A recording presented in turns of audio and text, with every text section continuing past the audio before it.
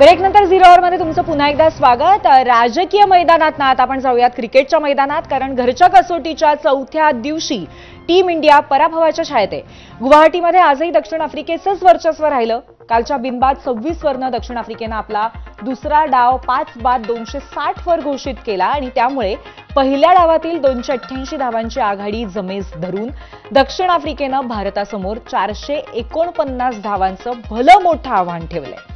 त्यानंतर चौथ्या दिवसाचा खेळ संपला तेव्हा भारताची अवस्था 2 बाद 27 अशी झाली आहे। यशस्वी जयस्वाल आणि लोकेश राहुल हे दोन्ही सलामीवीर स्वस्तात माघारी परतलेत।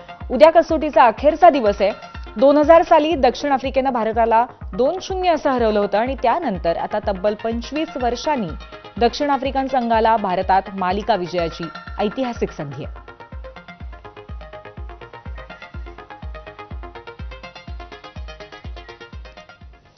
याबरोबर झिरो अवरमध्ये आज आपण इथेच थांबूया। उद्या एका नवीन विषयासह चर्चेला नक्की भेटू। पाहत रहा एबीपी माझा।